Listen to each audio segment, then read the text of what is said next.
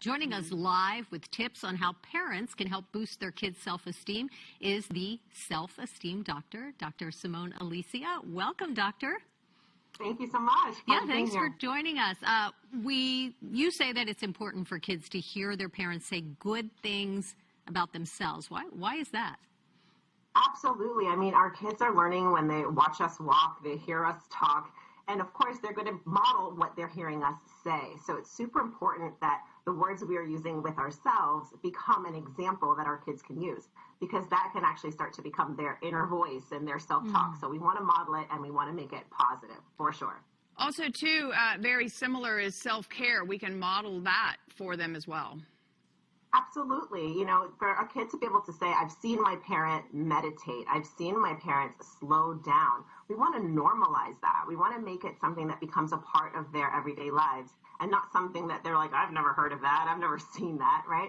So we want to do it. We want to model it. And then our kids can say, you know what, I'm going to go meditate. I'm going to go slow down, because they do what we do. They may not do what we say, but they certainly will be doing what we do. They absolutely do. They're always watching. And you say also, in addition to meditation, practice deep breathing exercises with your kids. Have you seen the benefits of this?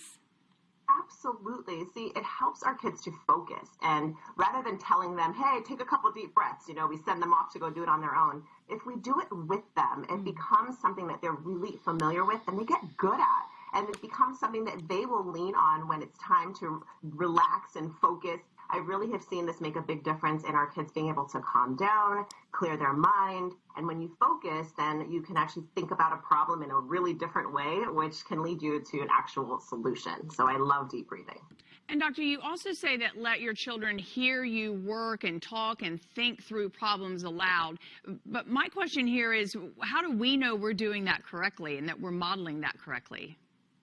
I love that question. You know, it seems to me that sometimes we get upset or we're frustrated and our kids witness that. And then all of a sudden, maybe we walk away and we come back like 5 minutes later and we're fine. And I think the kids are like, is that a magic trick? How did you do that? You know, so for us to be able to talk ourselves through something and explain the process we're using to help ourselves feel better, I think that's something that is very positive for the kids. And there are multiple ways to do it. So I wouldn't worry that you're doing it wrong. I think as long as we're being as positive as possible and maybe saying something like, okay, I've got this, I can do this. Let me make a pros and cons list. Let me go take a couple of deep breaths, right? We can actually say what we're doing out loud. And as long as it's positive and forward moving and can explain to our kids how we just moved through that negative emotion into a more positive one, then I think we're being amazing role models for our kids in that case. I can feel the positive energy coming right off you. What about music and TV?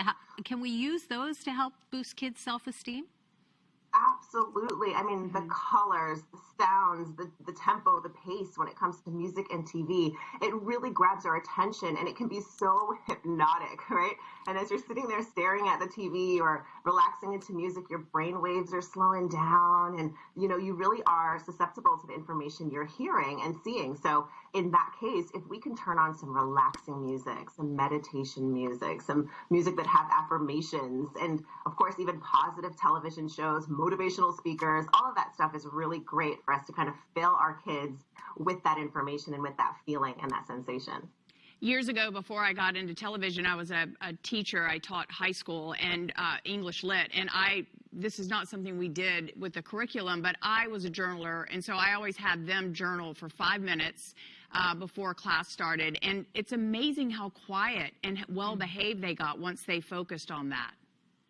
Oh, yeah, because journaling really allows us to tune in a different way. You know, we talk about positive thinking and think positively, but the truth is there's so much noise, right? There's so much stuff going on around us that 1 minute you're thinking positively, the next minute you're making a supermarket list or thinking about your homework, and you're just not focused. But when you grab that journal and hold it in your hands and really start to pour out your emotions and to build yourself up, oh my goodness, you can certainly get lost in that experience. And it's no surprise to me that your classroom was super quiet because they're out of their heads and on that paper, really being able to express themselves. It's amazing. Only quiet during that time.